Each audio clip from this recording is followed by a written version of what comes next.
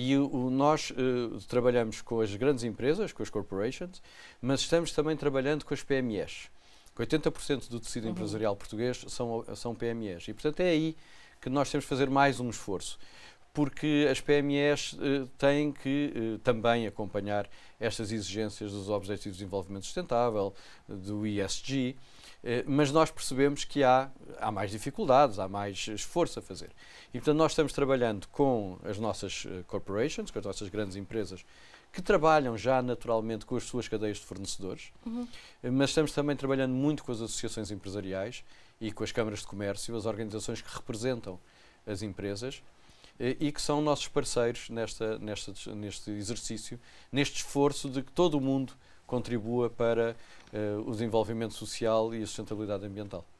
E falando em dificuldades que o senhor acaba de mencionar, quais são as maiores dificuldades para convencer, por exemplo, uma PME para participar dessa agenda? Que é um ganha-ganha, é um ganha-ganha, como se diz em inglês. A agenda é complexa e muitas vezes as PMEs pensam, isto não é para mim, isto é para as grandes empresas, eu sou uma pequena empresa. Não é uma questão que me preocupe. Mas tem que ser uma questão que preocupa todo mundo. E, portanto, há dois esforços, três esforços, aliás. O primeiro esforço é trazer as PMEs para esta agenda, para a agenda da sustentabilidade, para a agenda do desenvolvimento social.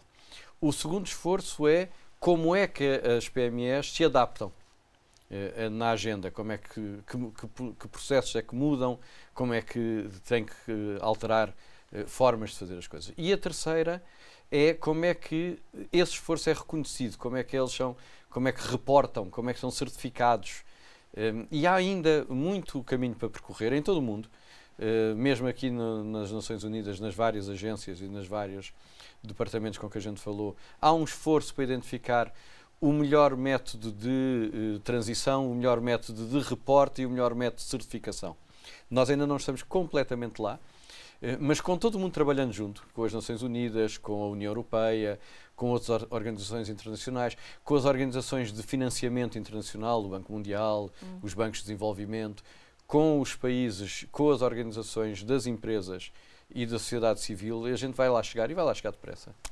A ONU News está conversando com o secretário de Estado da Internacionalização de Portugal, Bernardo Ivo Cruz. Falando um pouquinho de comunidade dos países de língua portuguesa, o senhor está aqui porque o seu ministro dos Negócios Estrangeiros está visitando o Brasil.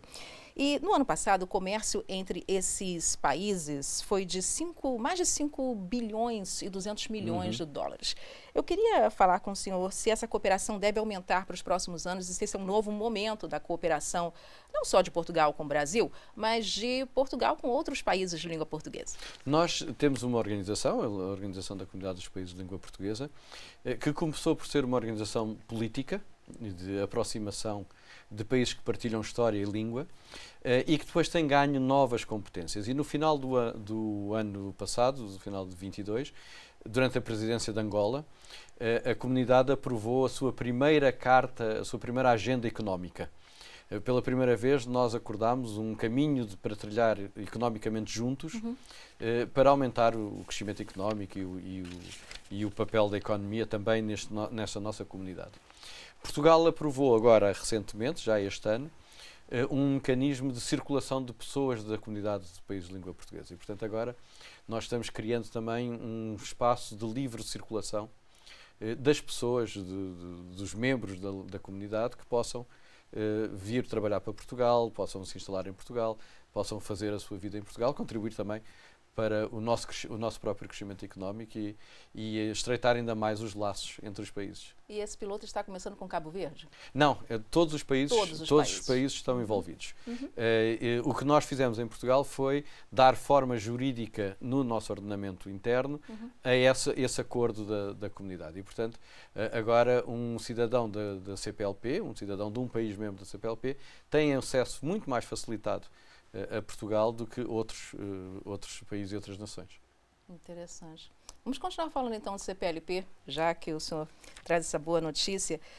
Eu gostaria de saber o que o país está, quer dizer, Portugal no caso, está planejando para essa cooperação, além, obviamente, do que o senhor já citou, dessa questão de mobilidade, mas também em outras áreas para os próximos anos, porque esse é o grande a grande meta da CPLP é se tornar um bloco regional, mas também de desenvolvimento econômico para esses países em primeiro lugar. E a CPLP interessa não só aos países da lusofonia, ela tem membros associados como Reino Unido, como França e tantos outros países que se interessam por nós.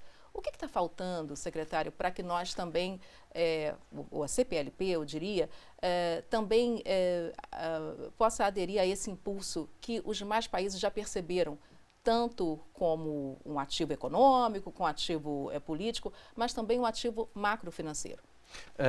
A CPLP deve ser a única organização do mundo inteiro que tem mais observadores do que Estados-membros.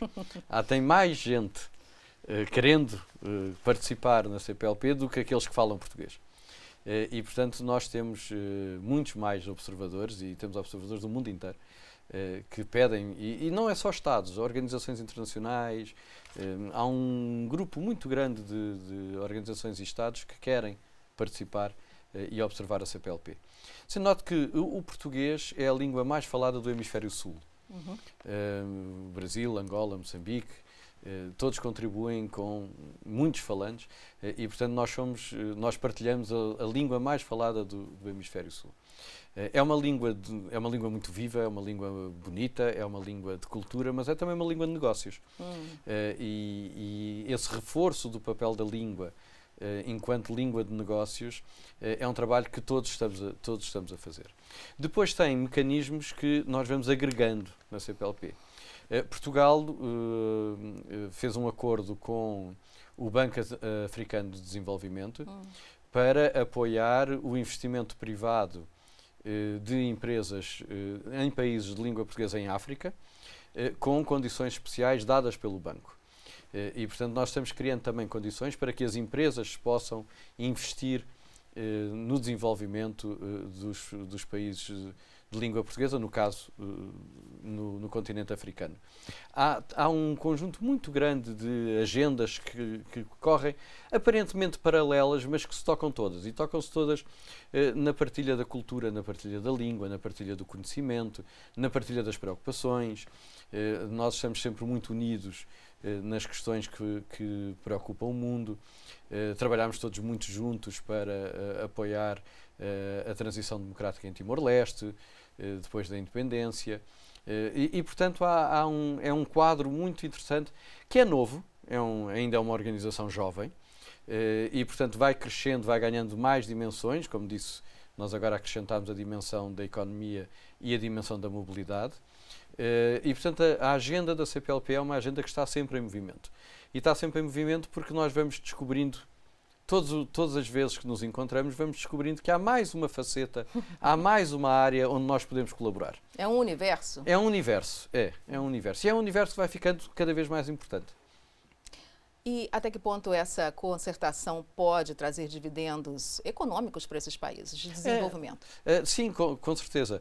O esforço que a gente faz de cooperação delegada, o esforço que a gente faz de colocar as questões, no caso de Portugal, de colocar as questões que são importantes para o conjunto da CPLP na agenda da União Europeia, apoiando os Estados-membros da CPLP na sua relação com a União Europeia, o esforço que fazemos aqui e em Genebra para ordenarmos e coordenarmos as nossas preocupações comuns e colocá-las neste universo enorme, que são as várias agências e as várias dimensões que as Nações Unidas trazem para o concerto das nações.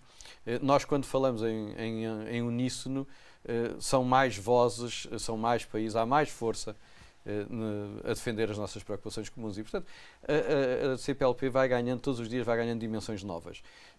Umas são formais, a gente aprova agendas, a gente aprova programas, a gente aprova planos, mas outras são informais. Nós concordamos que seria bom que o mundo avançasse nesta direção ou que tivesse aquelas preocupações e trabalhamos juntos nisso. Isso me faz lembrar uma frase do ex-presidente de Portugal, Aníbal Cavaco Silva, de que dizia que o mundo nos ouve quando falamos unidos porque falamos mais forte. É verdade.